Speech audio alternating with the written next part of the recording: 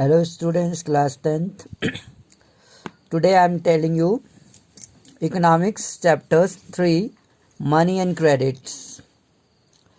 Money and credit के बारे में जैसा कि हम जानते हैं कि जो मनी है हमारे रोज़ की ज़रूरत है, क्रेडिट लोन को बोलते हैं।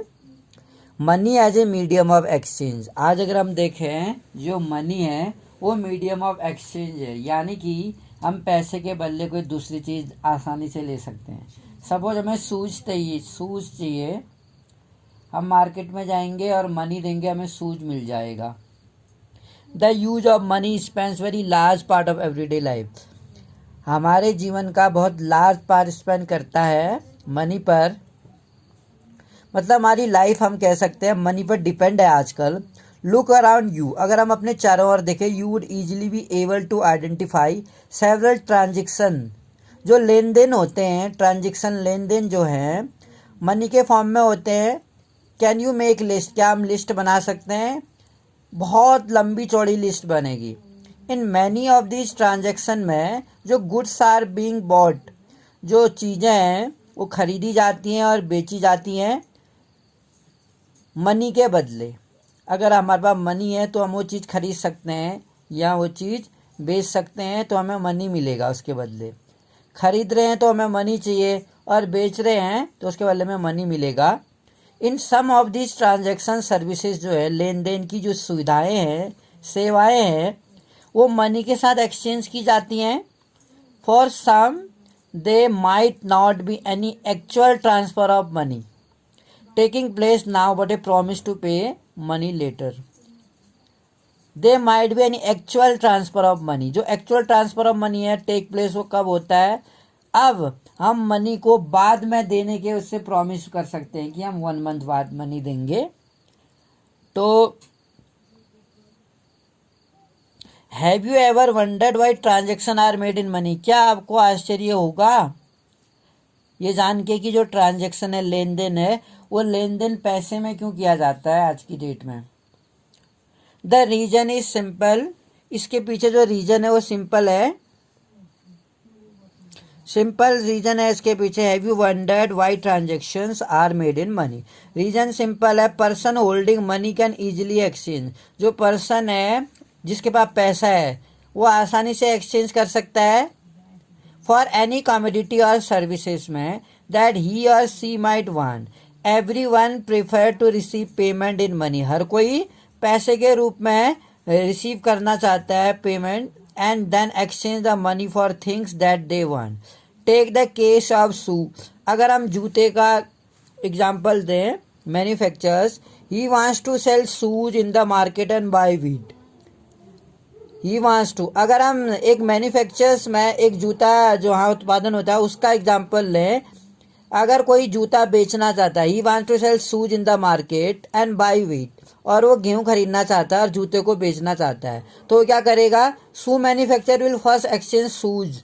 जो शूज है उसको एक्सचेंज करेगा he was produce for money. जो उसने मनी को प्रोड्यूस करने के लिए मैन्युफैक्चर किया है शूज को, शूज के बदले उसे मनी मिलेगा और उस मनी को वो वीट खरीदने के लिए यूज करेगा।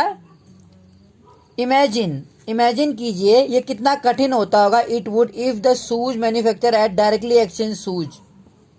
अगर शूज मैन्युफैक्चर वाले को डायरेक्टली उसको जूते के बदले अगर गेहूं लेना पड़ जाए बिना पैसे के, तो क्या प्रॉब्लम आएगी?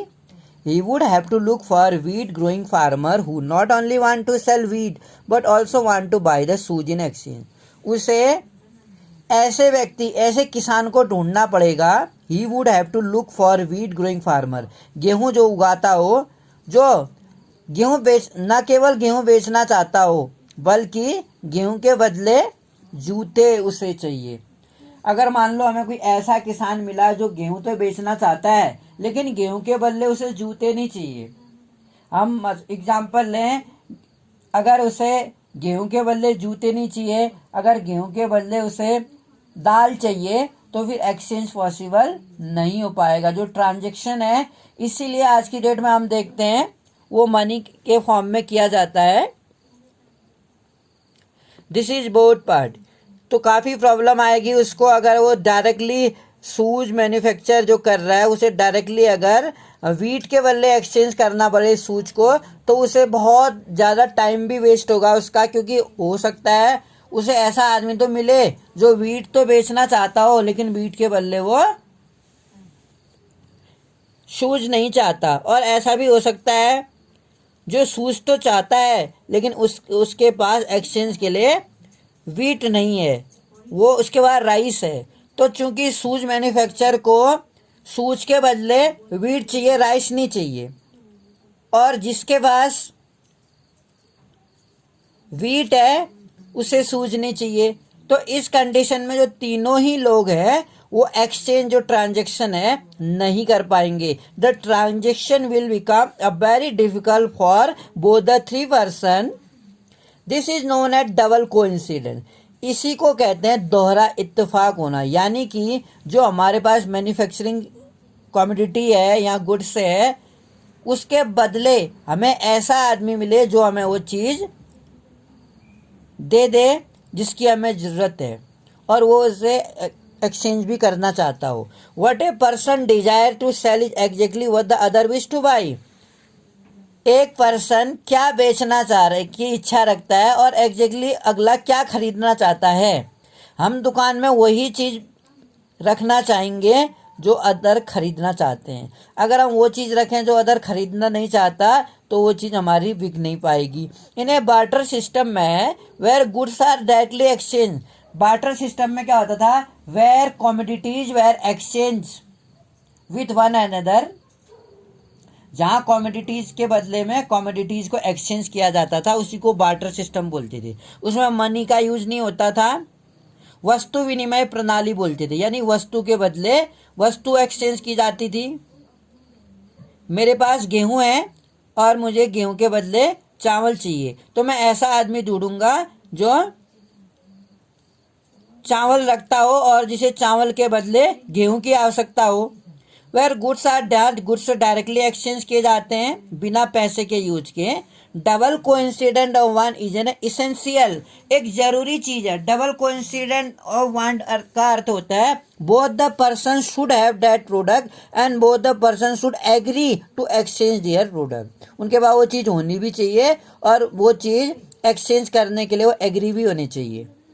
इन कंट्रास्ट इन इकोनॉमी में अगर हम देखें, where money is in use, money by providing the crucial intermediate step eliminate the needs for double coincident want.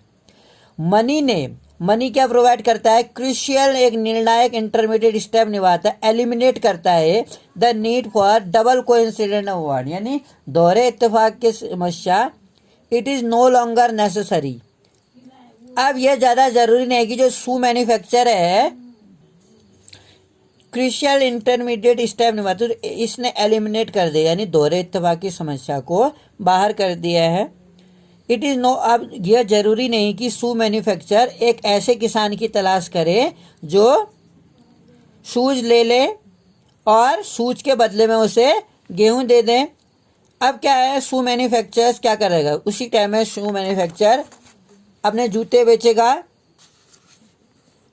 All he has to do to find a buyer for his shoe. He has to do, क्या करना है उसे, एक buyer ढूंढना है जूते, जो उसके जूते खरीद सके, और जूते खरीदने के बदले उसको पैसे मिलेंगे और उस पैसे से वो गेहूं खरीद सकता है। यानी डबल कोइंसिडेंट ऑफ वन की प्रॉब्लम्स खत्म हो गई है। अब once he has exchange shoe for money, जैसे ही वो एक्सचेंज करेगा शूज को पैसे के बदले, ही कैन परचेज वीट, और वो गेहूं खरीद सकता है और कोई भी कमोडिटी खरीद सकता है मार्केट में उस पैसे से। Since money act as an intermediate in exchange process के लिए बहुत ही जरूरी है। इट इज कॉल्ड है, इसको क्या बोलते हैं, मीडियम ऑफ एक्सचेंज कहा जाता है। मॉडर्न फॉर्म्स ऑफ मनी की अगर हम बात करें, we have seen that money is something, हमने ये देखा है कि मनी समथिंग है that can act a medium of exchange, जो क्या है, एक मीडियम ऑफ एक्सचेंज है इन ट्रांजेक्शन। ट्रांजेक्शन के लिए एक्सचेंज का माध्यम है ये, जो हम ट्रांजेक्शन करते हैं चीज़ों की। Before the introduction of coin से पहले जब कॉइन नहीं थे, वैरायटी ऑफ ऑब्जेक्ट, कई सारी चीज़ें ऑब्जेक्ट मनी के रूप में यूज की जाती थी। मनी क्या है कहेंगे तो आप कहना मनी इज समथिंग, मनी कुछ भी चीज है जो एक मीडियम ऑफ एक्सचेंज का काम करती है एज ए ट्रांजैक्शन के रूप में। जब इंट्रोडक्शन नहीं था कॉइन का, जब कॉइन से हम परिचित नहीं थे, तो कई सारे ऑब्जेक्ट मनी के रूप में इस्तेमाल किए जाते थे। For example, very early age में इंडियन यूज ग्रेन। बहुत सारे समय पहले, बहुत पूर्वजों के टाइम पर जो इंडियंस लोग थे वो अनाज को और जानवरों को मनी के रूप में यूज करते थे, यानी पैसे, वस्तुओं की अदल बदल करते थे या जानवरों की अदल बदल करते थे। Therefore came the use of metallic coin. उसके बाद मेटेलिक कॉइन का वो प्रयोग करने लगे, जैसे गोल्ड की है, सिल्वर की है, copper coins. A phase which continue well in the last century में एक ऐसा फेज चला, एक युग चला विच कंटिन्यू, जो लास्ट सेंचुरी में जारी रहा।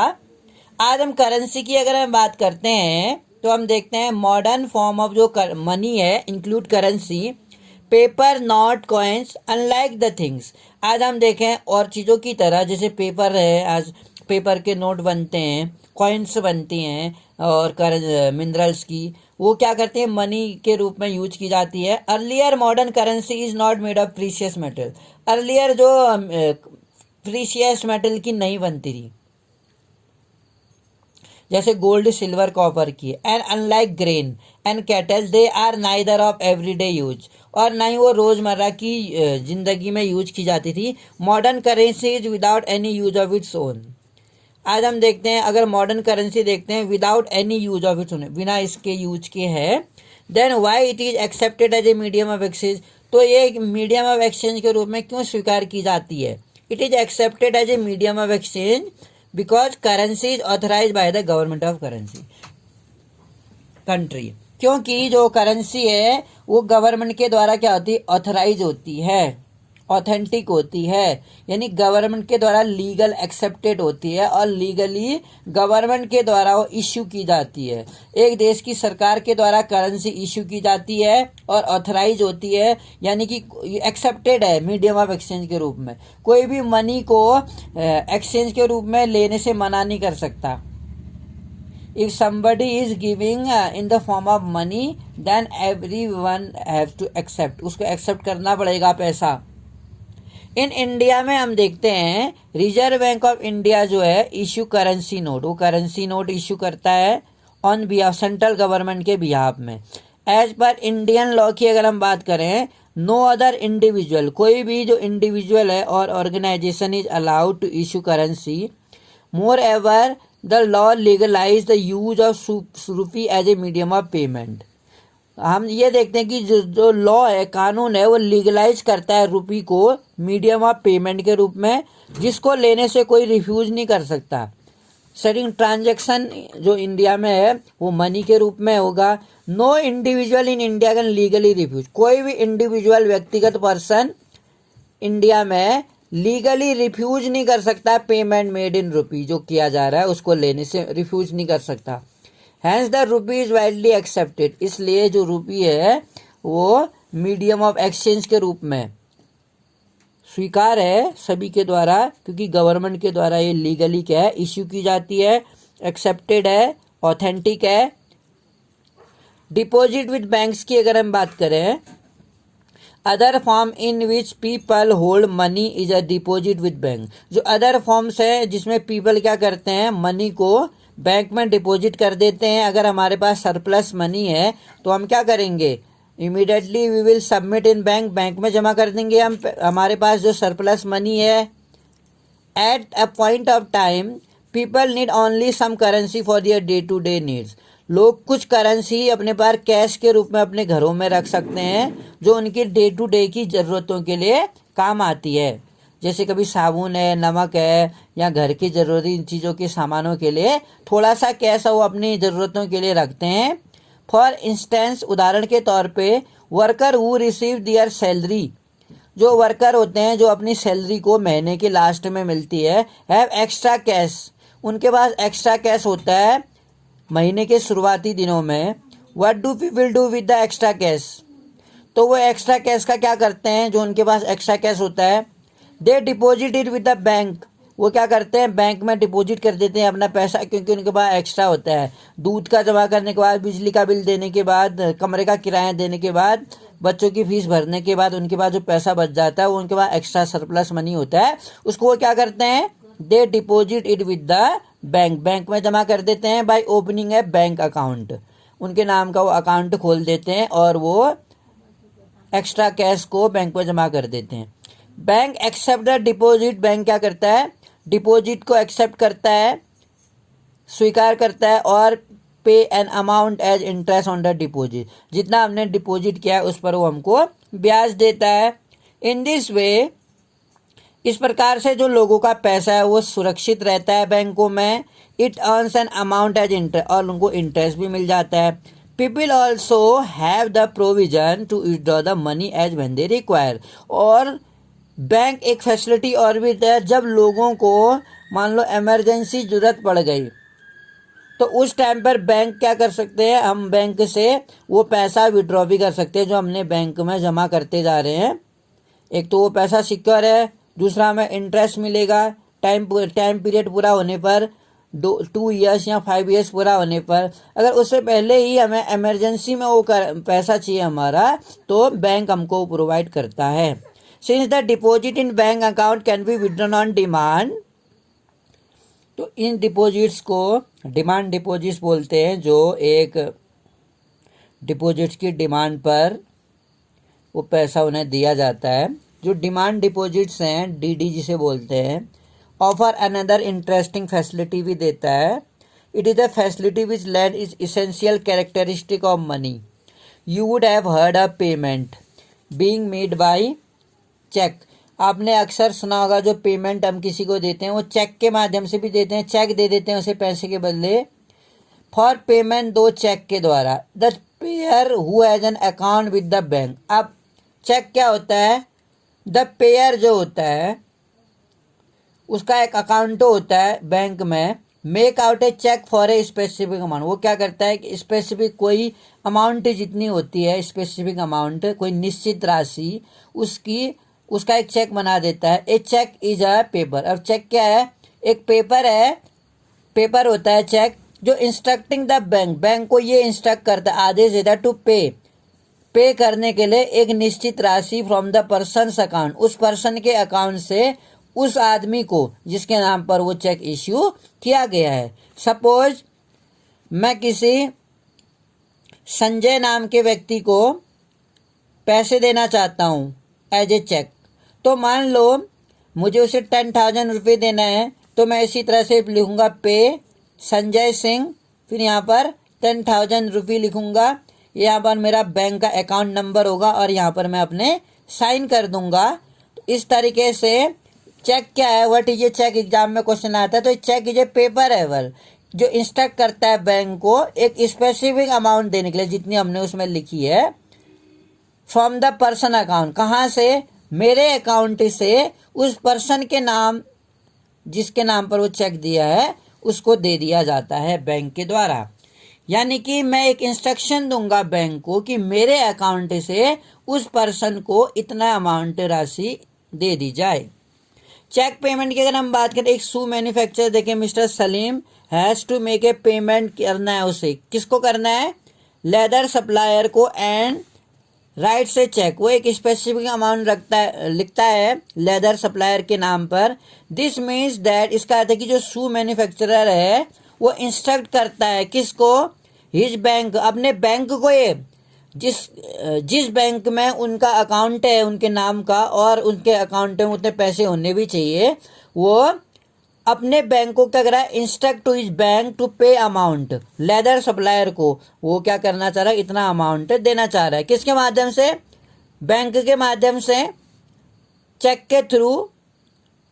द लेदर सप्लायर टेक, और लेदर सप्लायर क्या कर रहा है, उसका ये चेक ले जाता है जो उसके नाम बनाया है, शू मैन्युफैक्चर वाले ने उसके नाम पर बनाया है, और जिस बैंक में उनका अकाउंट है, भारतीय स्टेट बैंक में का एक चेक है ये, द मनी इज ट्रांसफर्ड, और इस तरह से मनी ट्रांसफर्ड हो जाता है उसके account to another bank account in a couple of day, कुछ ही दिनों में या कुछ ही टाइम पर हो जाता है। Transaction is coming without any payment, जो ट्रांजैक्शन किया हमने वो बिना मनी के किया, चेक के माध्यम से किया, आजकल एटीएम के माध्यम से हो जाता है, एनी है।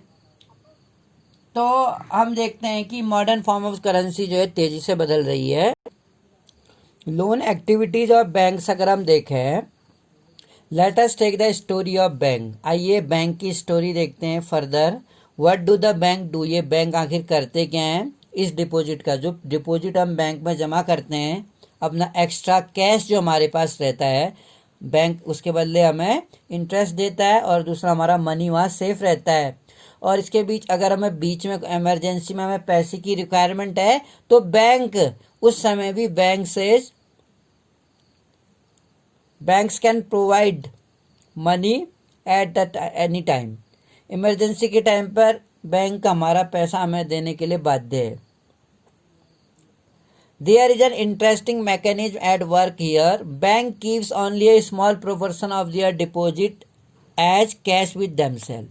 जो बैंक है वो क्या करता है, एक स्मॉल प्रोपोर्शन, एक छोटा अनुपात ही रखता है डिपॉजिट, अपनी डिपॉजिट का एज ए कैश अपने पास। क्यों? For example bank in India these day hold about 15% of their deposit eight cash.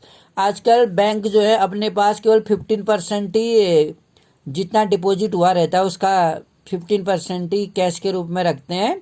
This is kept as a provision to pay the deposit who might come to withdraw money from the bank or any given day. वो ऐसा इसलिए कि ऐसा हो सकता है कोई भी डिपॉजिटर किसी भी दिन या किसी भी टाइम विड्रॉ के लिए आ सकता है मनी बैंक से on given day. Since on any particular day only some of its many deposit come to withdraw cash, the bank is able to manage with their cash.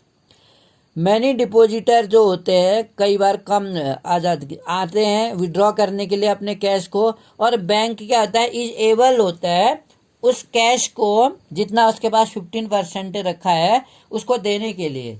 जितने जो depositor होते हैं कई बार होते हैं वो विड्रॉ करने आ जाते हैं बैंक से पैसा, तो उस कंडीशन में जो 15% उसके पास कैश के रूप में रखा रहता है उसी मनी को वो उनको दे देता है। Bank use the major portion of deposit to extend loan. जो बैंक क्या करता है, use major portion of deposit to extend loan. There is a huge demand for loan.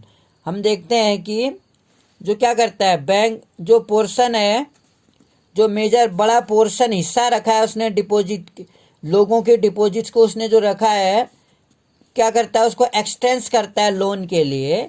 There is a huge demand, और एक बहुत बड़ी demand रहती है लोन की वेरियस आर्थिक लाभ करने के लिए, जैसे इंडस्ट्री स्टैब्लिश करनी है या एग्रीकल्चर इक्विपमेंट्स लेने हैं या कहीं पर फैक्ट्री लगानी है या कहीं पर बिल्डिंग्स कंस्ट्रक्ट करनी है या कहीं गाड़ी लेनी है किसी को, तो वेरियस पर्पस के लिए सिटीज़ में इकोनॉमिक एक्टिविटीज़ के लिए हमको ज़्यादा लोन लेने की ज़रूरत पड़ती है। We require a loan from the banks for the various activities and that is why we shall read more about this in the following section में हम पढ़ेंगे। बैंक जो होता है make use of deposit to meet the loan requirement. Bank क्या करता है, use of deposit, जो ये डिपॉजिट हमने जमा किया है, to meet the loan requirement of the people. ये क्या करता है, जो लोन रिक्वायरमेंट है लोगों की उसको पूरा करता है। इन दिस वे बैंक, इस तरह से बैंक क्या कर रहा है, मीडिएट करता है। मीडिएट का काम करता है लिंक अप का, जिसके पास सरप्लस फंड है, and those who are in need of this fund, और वो जिन्हें ज़्यादा फंड चाहिए। द बोरोवर जो है, bank charge a higher interest rate. Bank क्या करता है, हायर इंटरेस्ट रेट लेता है लोन पर then when they offer on deposits, उनसे मुकाबले ज़्यादा जो डिपॉजिट पर जितना वो देते हैं। एक डिपॉजिटर को वो जितना इंटरेस्ट देते हैं उससे ज़्यादा वो क्या करता है, लोन पर इंटरेस्ट चार्ज करता है। The difference between what is charge, और ये जो अंतर होता है जो चार्ज करता है बोरोवर से जो लोन ले रहा है, और जो पेड किया जाता है डिपॉजिटर को इंटरेस्ट के रूप में, उसका जो डिफरेंस है वही उनकी मेन सोर्स ऑफ इनकम है। यानी कि जितना डिपॉजिटर को इंटरेस्ट दिया जाता है बैंक के द्वारा, उससे कई ज़्यादा बोरोवर से इंटरेस्ट लिया जाता है बैंक के द्वारा। जो डिफरेंसेस होता है वो हमेशा से बैंक के फेवर में होता है, और यही बैंक की सोर्स इनकम का मेन सोर्स माना जाता है। यहाँ हम देख सकते हैं पीपल मेक डिपॉजिट, लोग यहाँ जमा कर रहे हैं बैंक में पैसा, ये डिपॉजिटर हैं, और इसके बदले में पीपल को क्या मिल रहा है, पीपल मेक विड्रॉल, लोग विड्रॉल भी कर सकते हैं और एंड गेट इंटरेस्ट, और जितने टाइम तक उन्होंने बैंक में पैसा रखा है उनके बदले उनको इंटरेस्ट मिलता है। लेकिन जो इंटरेस्ट का प्रोपोर्शन होता है, रेशियो होता है, वो बहुत ही कम होता है। बैंक में पैसा रखने के बदले हमको बहुत कम इंटरेस्ट मिलता है, बल्कि बैंक उनसे ज़्यादा इंटरेस्ट लेता है जो बैंक से लोन लेते हैं।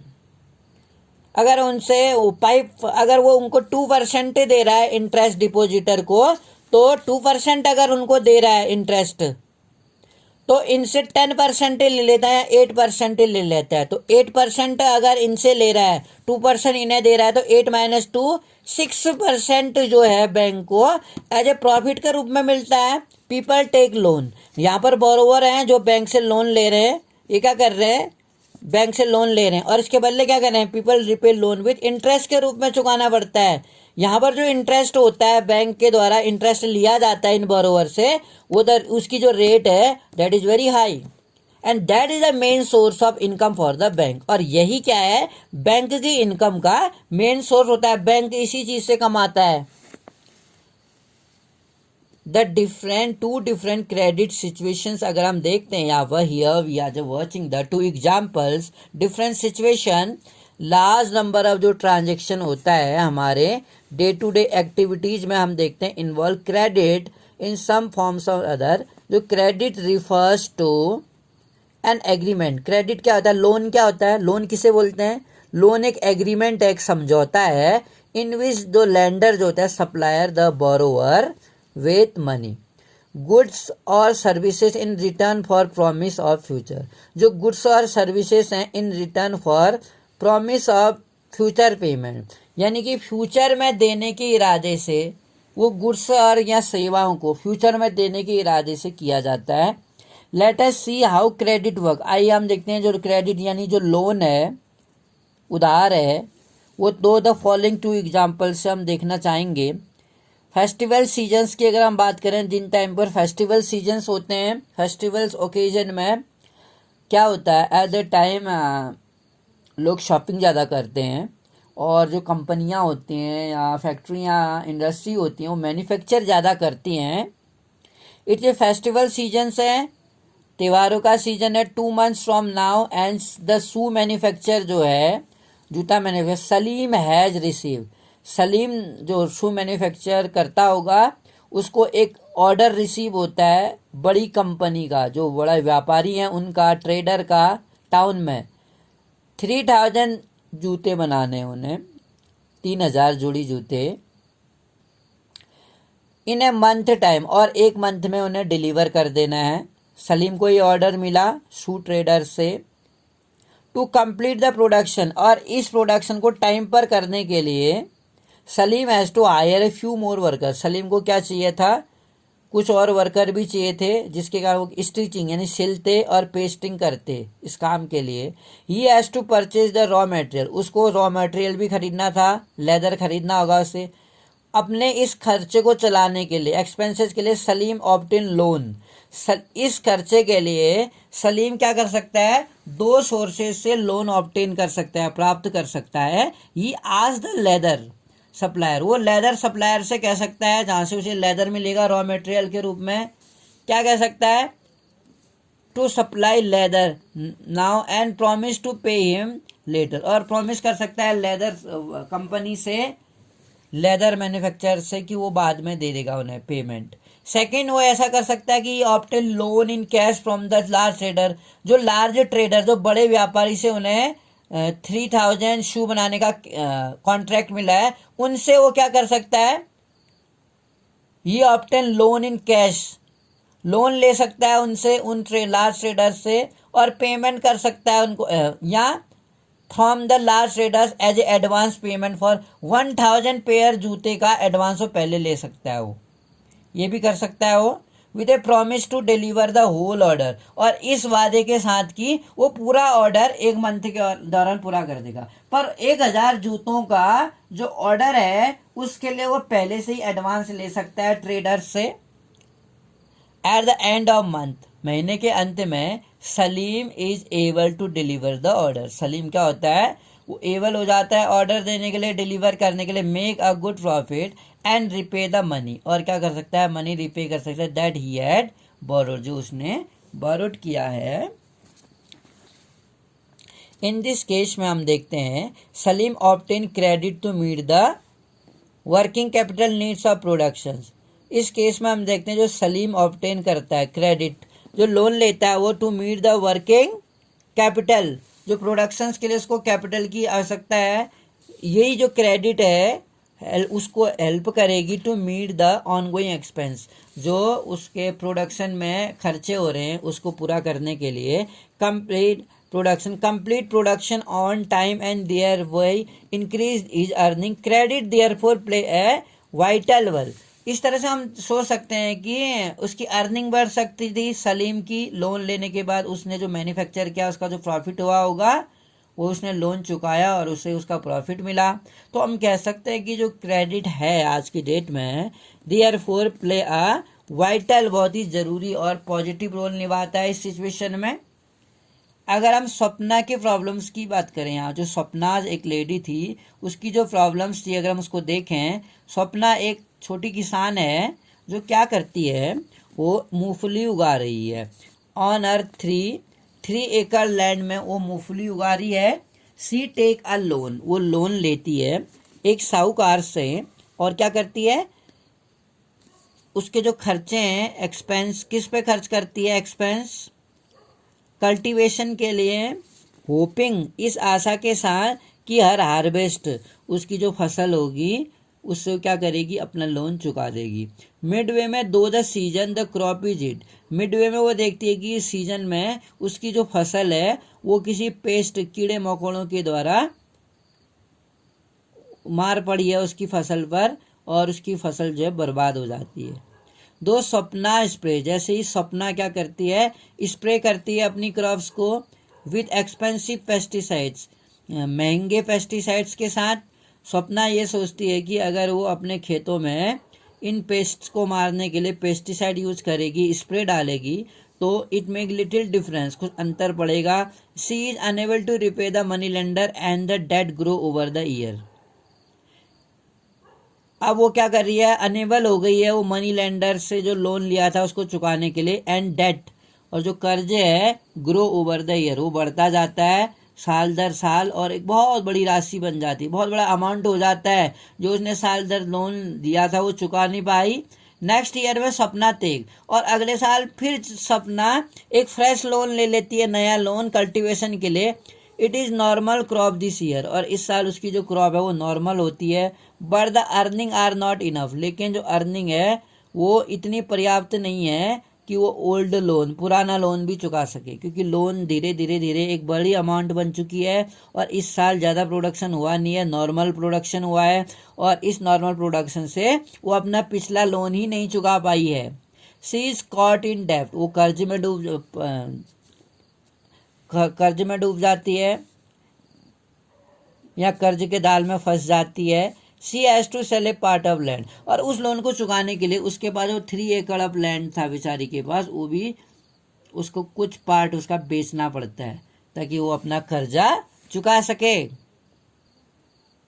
रूरल एरियाज में हम देखते हैं, ग्रामीण इलाकों में जो मेन डिमांड होती है क्रेडिट की, जो उधार लेते हैं वो लोन लेते हैं, जो क्रॉस प्रोडक्शंस के लिए लेते हैं, यानी अपनी फसल के लिए एग्रीकल्चर इक्विपमेंट्स लेनी है, या ट्रैक्टर लेना है, या हाई यील्डिंग वैरायटी सीड्स लेनी है, या अदर इम्प्लीमेंट करने हैं उन्हें, इसके लिए पंपिंग मशीन है, ये जो लेते हैं वो क्रॉप्स टू प्रोडक्शंस हैं, involve considerable cost on seeds, जो सीड की कॉस्ट होगी, high yielding variety seeds, fertiliser जो है फैक्ट्री में जो तैयार होती है कॉस्टली होती है, नाइट्रोजन फास्फोरस पोटेशियम चाहिए उसमें, पेस्टिसाइड्स हैं, वाटर, इलेक्ट्रिसिटीज़ है, रिपेयरमेंट ऑफ इक्विपमेंट्स हैं, जो इक्विपमेंट्स लिए हैं उसकी रिपेयरमेंट करनी पड़ती है। Minimal stretch of 3 to 4 months between the time and the farmer buy these inputs. जो मिनिमम स्ट्रेच देखते हैं 3 से 4 महीनों के दौरान जब उन्हें लोन मिलता है। When the farmer buy these input, जब वो इनपुट्स के लिए लोन लेते हैं, खरीदते हैं ये, दे सेल द क्रॉप, और वो फसल बेचते हैं। Farmer usually take crops loan at the beginning of season, जो किसान है फसल बोने की शुरुआत में लोन लेते हैं और रिपे, और फसल कटने के बाद उस लोन को चुकाते हैं। Repayment of loan is crucially depend on the income from farming. जो रिपेमेंट है लोन, वो क्रूशली जो है किस पर डिपेंड होती है, एक फार्मर की इनकम पर। यानी कि एक फार्मर की इनकम अगर अच्छी नहीं हो रही है तो वो लोन रिपेमेंट नहीं कर पाएगा, और इस कारण से मजबूर होकर क्या करना पड़ेगा, उसे उस लोन्स को चुकाने के लिए अपने ज़मीन का कुछ हिस्सा बेचना पड़ेगा। इन स्वप्नाज केस में हमने ऐसा ही देखा। फेलियर ऑफ क्रॉप, लगातार जो फसल बर्बाद होती गई, फेलियर हो गई। मेड लोन रिपेमेंट इम्पॉसिबल, इस कारण से स्वप्ना के लिए जो लोन की जो इंस्टॉलमेंट थी, रिपेमेंट था, वो इम्पॉसिबल था उसके लिए। She could not repay the loan. She had to sell part of the land, उसे क्या करना पड़ेगा, क्या करना पड़ा, जो लोन था उसको रिपे चुकाने के लिए अपनी ज़मीन का कुछ हिस्सा बेचना पड़ा।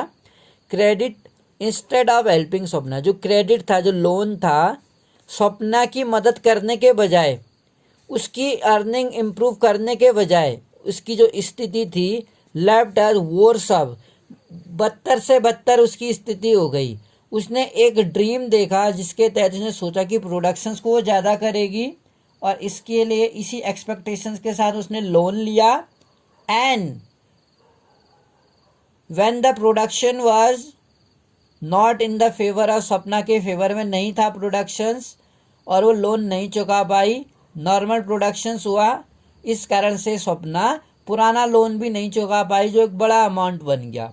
क्रेडिट इंस्टेड ऑफ हेल्पिंग, जो क्रेडिट है स्वप्ना को मदद करने के बजाय इम्प्रूव, उसकी अर्निंग इम्प्रूव करने के बजाय उसकी स्थिति बहुत ज़्यादा खराब कर दी। This is an example of, ये एक एग्जाम्पल है what is commonly called debt trap. Debt trap यानी जो कर्ज है, कर्ज का जो जाल है, उसमें फंस गई वो। Credit in this case push the borrower into situation, credit जो है, जो लोन है, वो एक ऐसी सिचुएशन है इस केस में, in this case push the borrower, जिसमें जो बोरोवर होता है, उधार लेने वाला, वो ऐसी सिचुएशन में गिर जाता है फ्रॉम विच रिकवरी, जिससे उसकी रिकवरी होना बहुत ही ज़्यादा पेनफुल होता है, जिससे उसको बाहर निकलना, रिकवर होना शायद एक बहुत, मैं कहूँगा कि बहुत कठिन हो जाता है उसके लिए इस लोन से बाहर निकलना। और उसके लिए या तो वो अपनी ज़मीन का कुछ हिस्सा बेचे, अगर उसके पास ऐसा नहीं है तो सुसाइड करने के अलावा उसके पास और कोई ऑप्शन नहीं बचता है। जैसा कि अक्सर किसानों को यहाँ पर इंडिया में देखा जाता है, अनएजुकेटेड जो होते हैं वो एग्रीकल्चर प्रोडक्शंस के लिए लोन लेते हैं, और जब लोन नहीं चुका पाते तो उनके पास कोई अदर ऑप्शन नहीं बचता। इन वन सिचुएशन में हम देखते हैं credit help to increase earning, जो क्रेडिट है वो मदद करता है किसके लिए, अर्निंग करने के लिए। And therefore the person is better off than before, और जिससे कि वो बेटर ऑफ हो जाए पहले से ज़्यादा।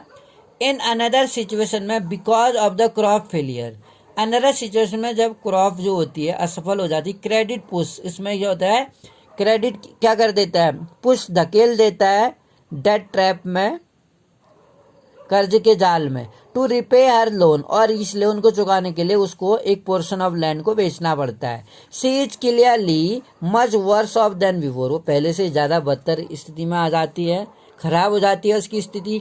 Weather credit would be useful, credit useful है या नहीं है, therefore depend on the risk in the situation, ये डिपेंड करता है कि जो रिस्क है उसकी इस स्थिति में कितना ज़्यादा है, रिस्क फैक्टर कितना ज़्यादा है। Whether there is some support, क्या कोई एक ऐसा सपोर्ट है, अगर वो उसको कुछ लॉस होता है तो वो जो लोन है उस लोन को कहाँ से हैंड ओवर करेगी, how will she or he repay the loan are there any other factors, क्या अदर कोई ऐसे फैक्टर, अदर सोर्सेस हैं कि जिनसे वो लोन को रिपे कर सकते हैं। एवरी जो लोन होता है अगर हम देखें, स्पेसिफिक इंटरेस्ट रेट होता है जिसमें जिसमें बोरोवर को वो पे करना ही होता है लेंडर को, along with the repayment of principles. उसके जो सिद्धांत होते हैं उनको फॉलो करना पड़ता है, उतना रेट ऑफ इंटरेस्ट पर रिटर्न करना होता है।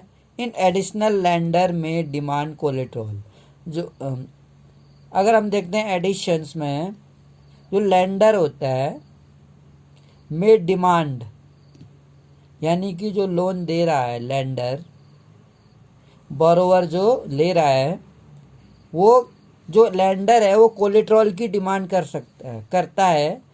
कोलेट्रल यानी सिक्योरिटी, तब वो लोन देता है। कोलेट्रल क्या है, एग्जाम में आता है, कोलेट्रल इज एसर्टेबल।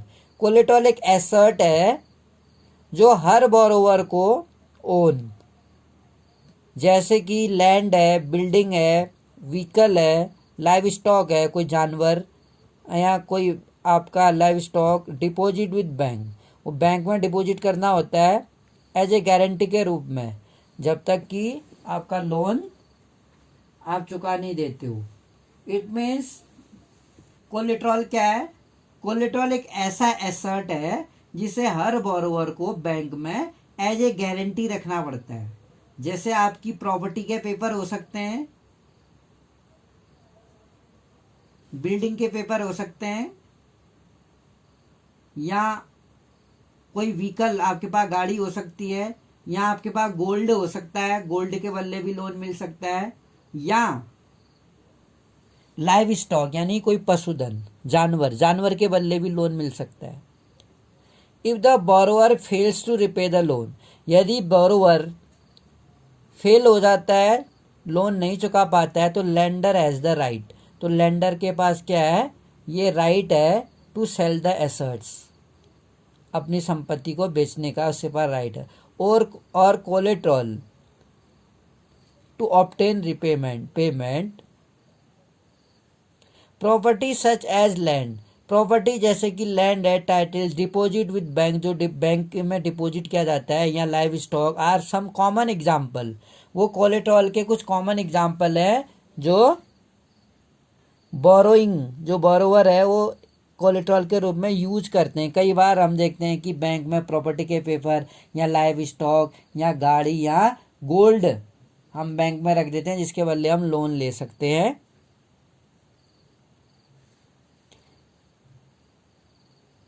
इसी तरह से हम देखते हैं मैनी टाइम वी सी, अगर हम हाउस लोन लेना चाहें, कहीं पर घर बनाने के लिए भी लोन ले सकते हैं हम।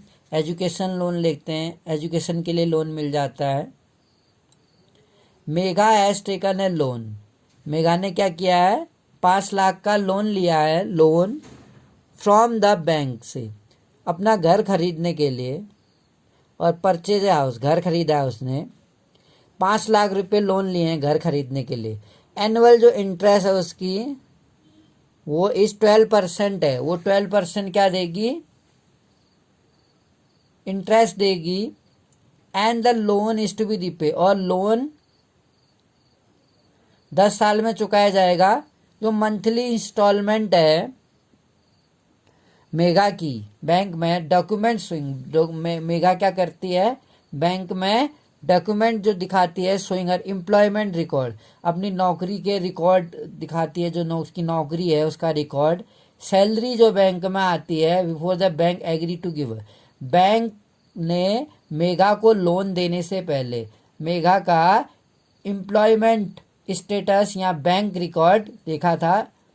The bank written as a collateral the paper of a new house, bank क्या करता है, मेघा से कोलेट्रल के रूप में क्या लिया है, मेघा से बैंक ने वो पेपर लिए हैं नए घर के जो उसने खरीदे हैं, which will be return to Megha, जो मेघा को रिटर्न कर दिए जाएंगे ओनली, केवल तब जब वो पूरा लोन चुका देगी। लोन ही नहीं, उसका इंटरेस्ट भी चुका देगी, लोन तो उसे मिला है प्लस लोन का इंटरेस्ट भी चुका देगी, तब मेघा को उसके जो बिल्डिंग खरीदी है, उसने हाउस खरीदा है, उसका लोन उसे उसने चुका दिया है, तब उसको उसके कोलेटरल के रूप में जो उसने घर के पेपर जमा किए हैं वो उसे वापस मिल जाएंगे, अदरवाइज नहीं मिलेंगे। बैंक उसकी जो प्रॉपर्टी है, हाउस है, उसको सीज कर देगा और उसको नीलाम कर देगा ऐसी कंडीशन में, और नीलाम करके उसका जो पैसा होगा वो बैंक रख लेगा।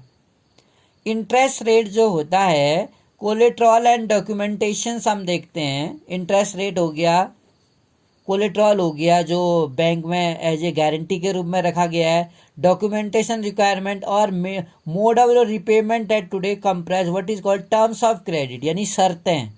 जो लोन है उसकी शर्तें माना जाता है। The term of credit vary substantially from one credit arrangement to another, that may vary depending on nature of lender. ये डिपेंड करता है नेचर लेंडर के और बोरोवर के बीच में। द नेक्स्ट सिचुएशन सेक्शन देखते हैं जो example of varying term of credit जो होता है, डिफरेंट क्रेडिट अरेंजमेंट है हमें जो वी हैव सीन। हम देखते हैं जो फॉर्मल सेक्टर्स की हम बात करें। अब एग्जांपल में जो पीपल ऑब्टेन लोन, जो लोग लोन प्राप्त करते हैं फ्रॉम वेरियस सोर्सेज से, the various types of loan can be conveniently group as formal sector or informal. मतलब कन्वीनियंटली अगर हम देखें, जो एक लोगों को जिससे कंफर्टेबल फील होता है, दो आधार पे हमने इसको क्लासिफाइड किया है। एक तो फॉर्मल सेक्टर लोन और दूसरा informal sector loan. Among the former are loan from bank and cooperatives. जो फॉर्मर हैं उसमें बैंक आते हैं और कोऑपरेटिव्स आती हैं। द इनफॉर्मल में आते हैं मनी लेंडर, जो साहूकार हैं, व्यापारी हैं, ट्रेडर्स, एम्प्लॉयर हैं, रिलेटिव्स और फ्रेंड, ये इनफॉर्मल में आते हैं। अब बात करें graph 1, you can see various source of credit. हम देख सकते हैं कि फॉर्मल सेक्टर कौन से होते हैं और इनफॉर्मल कौन से होते हैं। तो फॉर्मल में बैंक आते हैं, इंश्योरेंस कंपनियां आती हैं, कोऑपरेटिव सोसाइटीज आती हैं। तो वो क्या करते हैं, लो रेट ऑफ इंटरेस्ट चार्ज करते हैं लोन देने में, और इनको ऑब्जर्व कौन करता है, आरबीआई जो रिजर्व बैंक ऑफ इंडिया है, वो इनको बैंकों को और कोऑपरेटिव सोसाइटी को ऑब्जर्व करते हैं कि वो लो रेट ऑफ इंटरेस्ट पर लोन दे रहे हैं या नहीं दे रहे हैं।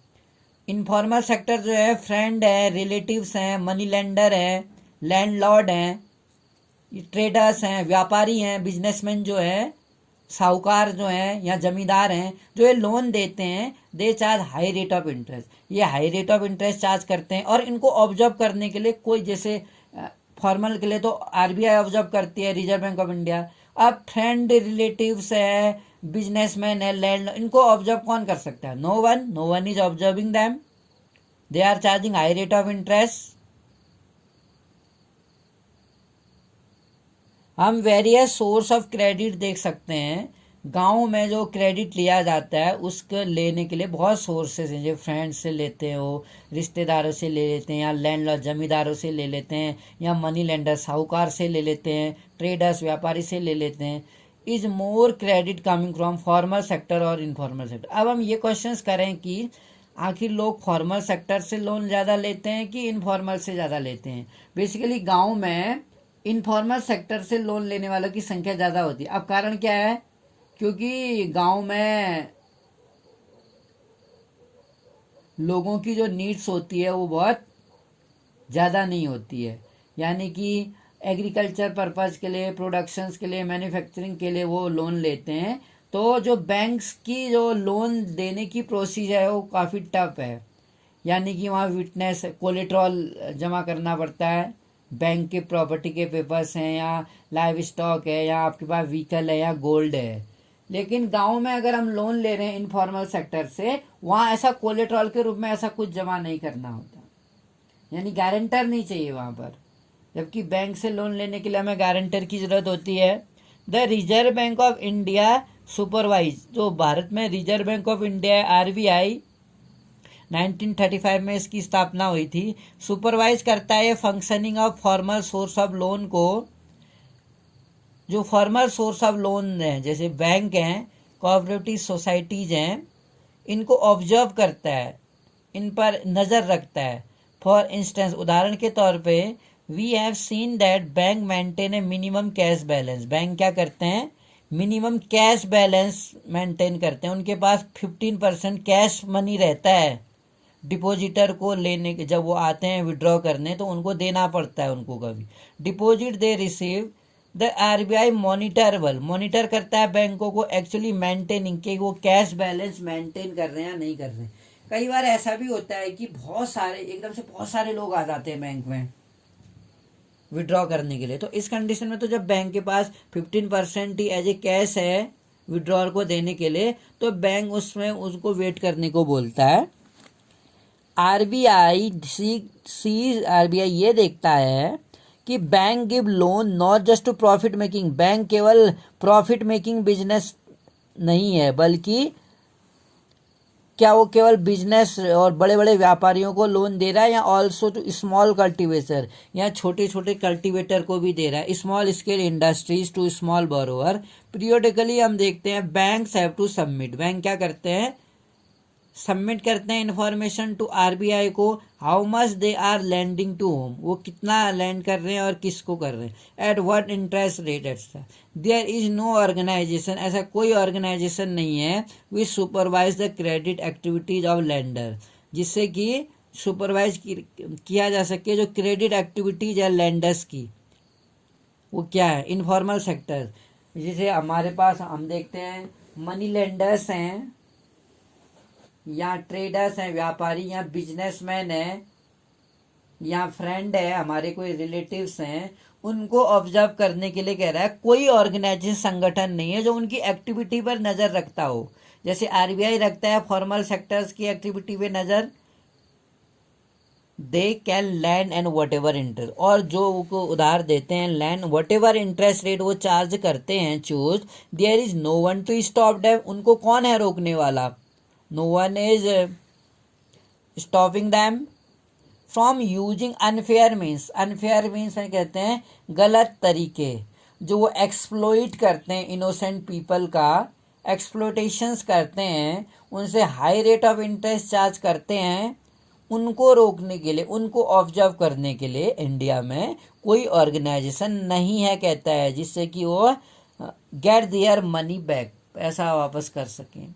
कंपेयर टू फॉर्मल लैंडर्स की अगर हम बात करें फॉर्मल सेक्टर के मुकाबले में, मोस्ट ऑफ जो इनफॉर्मल लैंडर्स हैं charge much higher interest rate charge करते हैं जो लोन देते हैं। Thus cost to the borrower of informal loan, जो कॉस्ट होती है बोरोवर को चुकानी पड़ती है इनफॉर्मल सेक्टर में लोन की, वो बहुत ज़्यादा हाई रेट ऑफ इंटरेस्ट होती है, डबल चुकाना पड़ जाता है। हायर कॉस्ट ऑफ बोरिंग का अर्थ है कि मीन लार्ज जब अगर वो हायर कॉस्ट दे रहे हैं बोरिंग की, तो इस मीन्स को अर्निंग का जो बहुत बड़ा हिस्सा है वो बोरोवर का लोन चुकाने में चला जाएगा।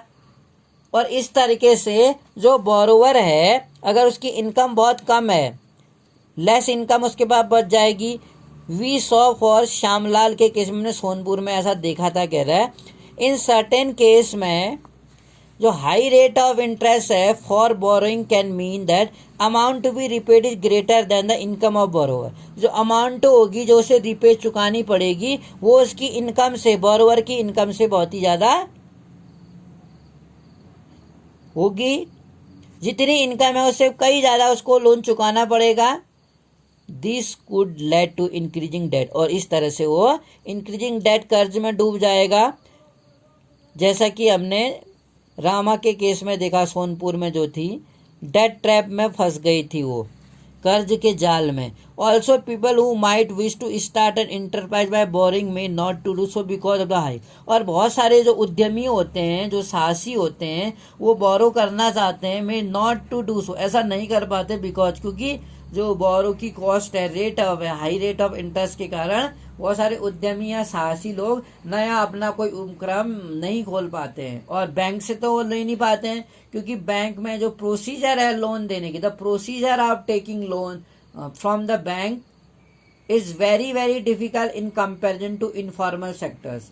इनफॉर्मल सेक्टर में आज भी हम देखते हैं बेशक हाई रेट ऑफ इंटरेस्ट वो चार्ज करते हैं, लेकिन जो प्रोसीजर है उनका लोन देने का वो काफ़ी इजी रहता है, इस कारण से बहुत सारे लोग बैंक से लोन नहीं ले पाते हैं and they basically most of the people in India largely depend on the informal sector although there is no organization to observe them even then they think that it is more easy to take loan in comparison to formal sectors